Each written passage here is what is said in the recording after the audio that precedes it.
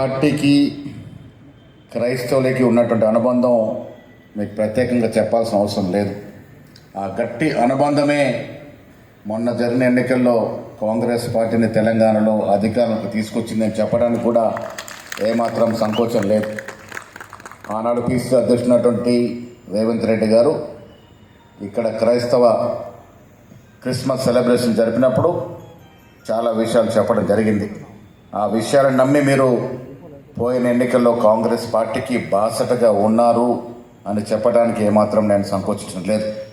Congress party అందరి party, ఈ దేశంలో అందరినీ సమానంగా చూసే పార్టీ. ఈ దేశంలో క్రైస్తవులు కానీ, ముస్లింలు కానీ, హిందువులు కానీ, జైన్లు కానీ, గుజరాతీలు కానీ, మరాఠీ అందరినీ కూడా అక్కున పెట్టుకొని గుండె కత్తుకొని చూసే పార్టీ కాంగ్రెస్ పార్టీ. మా మూల సిద్ధాంతం అది. ఈనాడు సోనియా గాంధీ గారి నేతృత్వంలో మేము పనిచేస్తూ ఉన్నాం. మీ అందరికీ తెలుసు.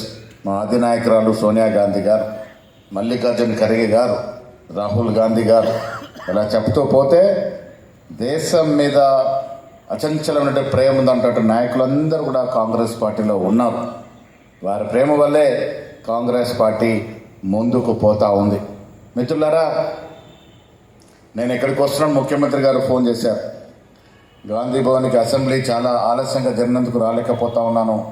నా తరఫున వారందరూ కూడా శుభాకాంక్షలు తెలియజేయమని చెప్పినారు.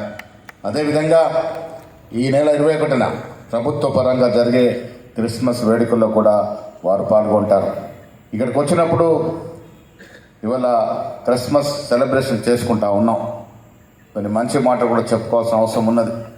గత ప్రభుత్వ హయాంలో క్రైస్తవులకి జాగా ఇచ్చిన మాట వాస్తవం, కానీ క్రైస్తవ భవన్ కట్టలేకపోయినారు.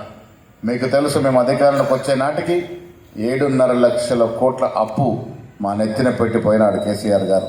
అయినప్పటికీ కూడా ఎక్కడ ఏ అవకాశం దొరికినా, ఎక్కడ వెసులుబాటు దొరికినా మేము ఇచ్చినటువంటి వాగ్దానాలకు పూరిస్తూ ఉన్నాం. అదే ప్రాంతంలో క్రిస్టియన్ భవనం కూడా కట్టి తీరుతాము ఈ 3 ఏళ్లలో అనే మాట కూడా మీకు స్పష్టంగా చెప్తా ఉన్నాం.